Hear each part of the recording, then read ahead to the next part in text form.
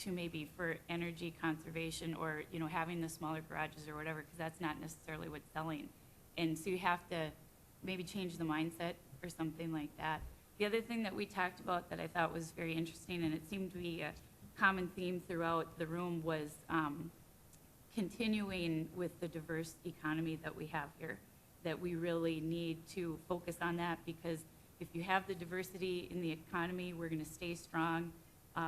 One sector isn't necessarily going to bring the whole community down, but we need to be creating the jobs all the time. So it's a great thing that we have that, but we need to really continue. Good, thank you. I was at that meeting last night as well, and I thought it was really well done and really well put together. So good work by you all. I think the one thing that hasn't been said, I think people are kind of looking to Fargo to be the leader from a governmental perspective, and I think that came out pretty clear. And I think, you know, as you look at the newspapers and other things that are going on, I think people really do kind of follow Fargo and what is happening here. So I think that's important to remember, especially as we talk about some of these concepts, you know, over and over and over. But I think people are looking for you know, some of these to be implemented, and maybe, you know, some of them won't work, and some of them will work better than others. But I think that's really what people were kind of saying last night is let's be innovative and let's try some things and try and make the community, you know, one step better.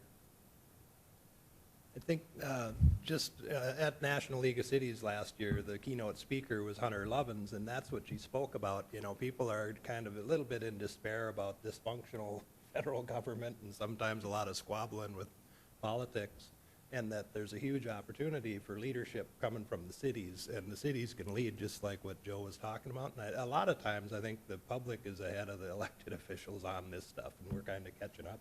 And the more we solicit these ideas, I think the stronger we'll be. And the voters are generally right. So it's good to consult with them when we're making these big decisions and get a sense of the community. But we got a chance. Hunter Lovins will come and give a keynote here. If you guys are interested in bringing her here, all we got to do is pay her travel expenses. Mike knows her personally now. That's right. I went last night too, and it was awesome. It was a great experience. We had at our table was a young guy working on his Boy Scout Eagle Scout badge, so it was cool.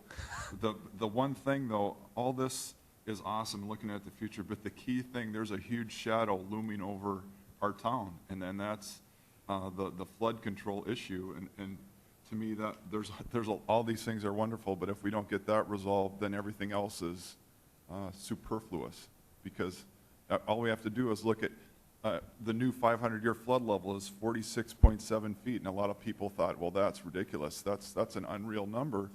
That's what's happening in Minot right now, and our thoughts and prayers go out to them. But if we don't get that resolved here in Fargo, what's going to happen is big companies, the first question they ask when they're going to buy a building is, are you in a floodplain? And if you say yes, then that's the end of the conversation. So economic development and all those things, it's very scary. And obviously this is a great thing, but to me that's an issue, and especially for city leaders, we got to keep fighting the fight, and it's going to be a long, difficult journey. And unfortunately, the Go2030, that might be when the diversion is completed in 2030. but it's a battle that we have to continue to fight. And so, and not to put a damper, because I'm an optimistic guy, but I think that's a critical thing that will have a shadow over all the other things that you look at. So, thank you. Yeah, no, and we heard that last night. We heard it we met with several business leaders across the community over the last couple of days, and they were saying the exact same things that you are. And part of the challenge is going to be trying to solve that and keep moving the ball forward on these other things at the same time. So it's very much on our radar, and there's a lot of work and study happening simultaneously with this plan, which is a great thing, and it's on about the same timeline, so hopefully all of that can be incorporated into this comprehensive vision. I think one of the reasons that I was happy that you got selected was helping, you're strong in metrics and quantifying things that aren't easily measured. But one of the things that I think would really be helpful is to evaluate the zoning and the current land that's available for development. Everybody here wants to continue to grow. We want to grow in a safe, efficient, attractive manner. But to do that inventory of underdeveloped, undeveloped, and land that may be zoned. We got too much commercial. I've worked with Jim on this.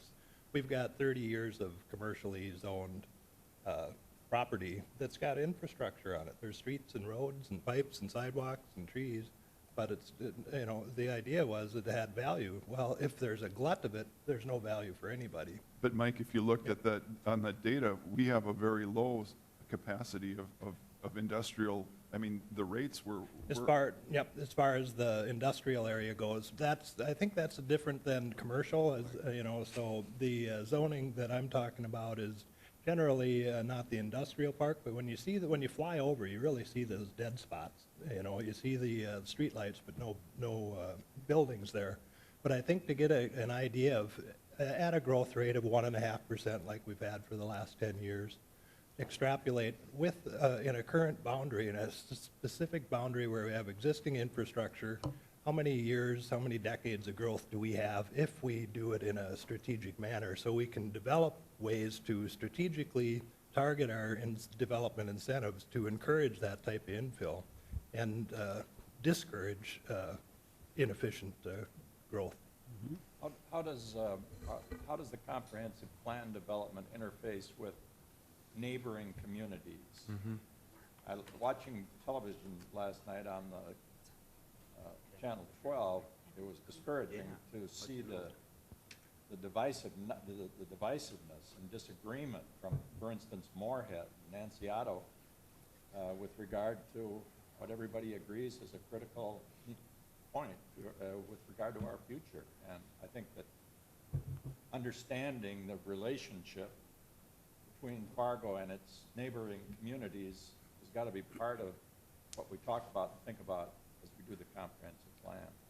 Yeah, that's John's referring a little bit to our meeting yesterday with the Metro Flood, and actually Nancy is very much in favor of this. They've got a board on Moorhead of 9 people, it's almost like running a board like this and trying to come to terms, and so she's sort of caught, and she's just voicing her not discomfort. Talk about the larger part. Right, but getting them on board with our strategies is important because, we're tied to Moorhead with this diversion, albeit for a small financial portion. They're still with us, and it's important for us to be involved with West Fargo, with Moorhead, with Dilworth, and we sort of push that, and somebody's got to push it, but we do need collaboration, obviously, with all of them. And I think we've done a pretty fair job. I don't know what everybody's assessment. There's different areas. Craig, you'd be a good one to, as you try to collaborate now with these other 3 cities. It's important for us to be good neighbors. Yeah, the boundaries of the comprehensive plan, as far as the land use maps that will be made and that kind of thing, are the Fargo city boundaries. Now, that being said, not looking outside of those for the connections, we understand this is all part of a connected region. Sometimes we've seen comprehensive plans like this result in a larger regional plan. I mean, ideally it would go the other way around, but that's rarely actually the case. It's kind of something good happens and then everybody realizes it might be worth taking a regional look at it. And so it's very much on our radar, and part of what you can help us make sure is well considered in the plan. One other thing that came out a lot in our first discussion last night was street lighting. And several of the people thought we had too much street lights and the city was too bright. And I thought that was interesting. And now we have to talk about safety. The police department would weigh in on that. But are we too bright? Could we save energy? Could we be more energy efficient than we are with our street lighting? And they did not, there was no complaints about the city commissioners being too bright. So. Bulbs weren't turned that high on those. Well, there was a lot last night about the vision for Fargo that's very easy to interpret. There was about it needing to be smart, be 4 seasons, be safe, be innovative. There was this concept of creating educated entrepreneurs, and it does seem like you have a really high population of educated young people, and that's a resource that might be able to be better tapped into. There was a concept of integration, not destination when it comes to parks and recreation, strong arts, diverse age, diverse race, diverse housing type, diverse transportation options, and a really strong, robust economy. All of that means very particular things to us and to you, and we can kind of start peeling back the onion in those categories to come up with specific recommendations. There are a couple of things that are not quite as specific that came out last night, and I was hoping we might be able to spend just a few minutes on those so that you can really help us understand what you think is meant by them. One was this concept of Fargo creating a world-class quality of life. And I think that means it was a great statement. It's a good thought. There's a lot in there. But maybe this group can help us unpack that a little bit. What does that mean to create a world-class quality of life in Fargo? Bob? I think we spent some time talking about that when we were involved in the vision discussion. And the way the group that I was with seemed to be talking about it was in terms of opportunities. You know, that in order to achieve that, they wanted opportunities in education. They wanted opportunities for jobs, entrepreneurship, in religious expression, in the arts. It was just the opportunity. It wasn't necessarily, you know, the well-defined. It was just saying, you know, if we have opportunities to achieve these things in the critical areas of our lives, we will build a good community. And our community will then be one that other people will want to come to, going along with the idea that people nowadays are making more decisions where they want to live and then coming to that community and finding the job. But the opportunity was really a key word. And it wasn't just opportunities in jobs and education. I was surprised that it branched out into the arts and you know, more of the quality of life things and the religion. Entrepreneurship was a very strong one. People like that concept, like that idea. But I think that gets to a little bit what you're talking about. Yeah, absolutely. I think a little, and to expand on what Bob said, it is opportunity, because we all have a different definition of what quality of life is. What's good for one isn't good for someone else.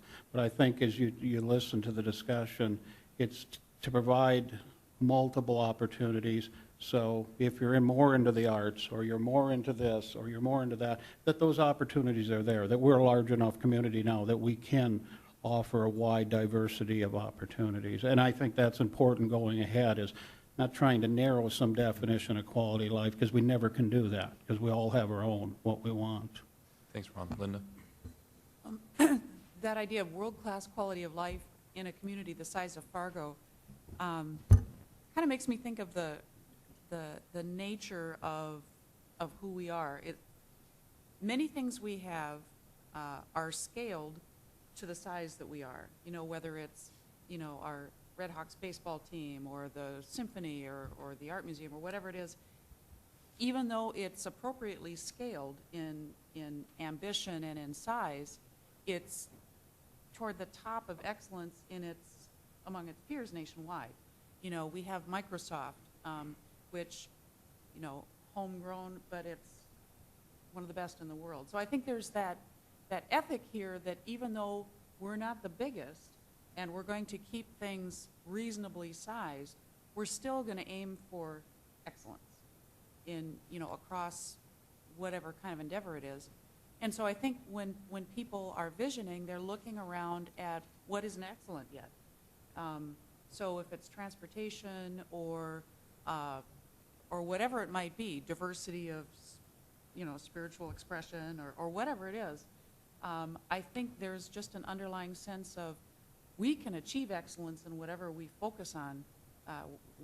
What are those areas where we're not there yet? Great, thank you.